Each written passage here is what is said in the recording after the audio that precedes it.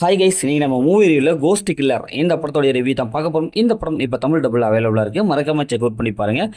இது ஒரு comedy action மூவியாக வெளிவந்திருக்கு. இப்போ இந்த படத்தோடைய கதையை பார்த்தலாம்.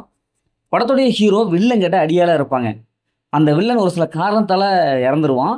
அதுக்கப்புறம் அவன் பையன் வந்துருவான். அந்த பையனுக்கு இங்கே நம்ம ஹீரோ அடியாளா இருப்பாங்க. நம்ம ஹீரோவுக்கு வில்லனுடைய பையனுக்கு ஆகவே ஆகாது, நிறைய கெமிஸ்ட்ரி அப்படி இப்படின்னு செட் ஆகாது, ஈகோ வந்துடும்.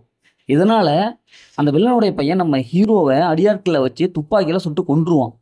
அதுக்கப்புறம் இது மாதிரி செத்த நம்ம ஹீரோயின் உடம்புக்குள்ள போயிடுவாங்க. ஹீரோயின் உடம்புக்குள்ள போயிட்டு தன்னுடைய கொன்னவங்க யார் அப்படின்னு சொல்லிட்டு அந்த வில்லனுடைய பையன் எப்படியாவது பழிவாங்கணும் அப்படின்னு சொல்லிட்டு பிளான் பண்ணுவாங்க. இப்போ இறுதியில் ஹீரோ வில்லனுடைய பையனை பழிவாங்கினானா இல்லையா, இறுதியில் என்ன ஆச்சு அப்படிங்கிறதுலாம் இந்த படத்துடைய ஒன்லைன்.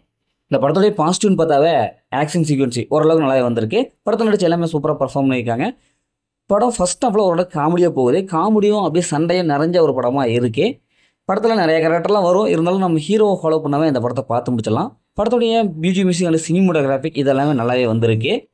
மற்றபடி இந்த படத்தில் பெருசாக பாசிட்டிவ்னு எதுவுமே இல்லை. அந்த படத்தோட நெகட்டிவ்னு பார்த்தா ஃபஸ்ட் ஹாஃபில் அந்த வர்ற காமெடி கொஞ்சம் கிரன்ச்சாக இருக்குது, இன்னும் கொஞ்சம் பெட்டராக பண்ணியிருக்கலாம். அது செகண்ட் ஹாஃப்லாம் ஸ்க்ரீனுக்குள்ளே ரொம்ப அடி வாங்குது, ரொம்ப லேசியாக போகுது.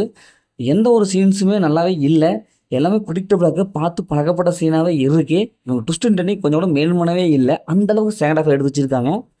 அதாவது செகண்ட் ஹாஃப்லேருந்து கிளைமேக்ஸ் நோக்கி போகும் போக படம் வந்து லென்த்தியாக போகுது. இன்னும் கொஞ்சம் ஷார்ட் அண்ட் ஸ்வீட்டாக முடிச்சிருக்கலாம். படத்தோட டியூரேஷன் டைம் அதிகமாக இருக்குது. அது கிளைமேக்ஸ் ஃபைட்டில் கிட்டத்தட்ட ஓடுது என்னடா அது ஃபைட்டாக இல்லை வேறு எதுவும் அப்படிங்கிற மாதிரி இருக்குது. ஸோ படத்தில் அந்த ஃபைட் சீக்வன்ஸில் கொஞ்சம் டக்கு டக்கு டக்குன்னு முடிச்சிருக்கணும். லென்த்தியான ஃபைட்டாக இருக்குது, அது கொஞ்சம் போர் அடிக்குது.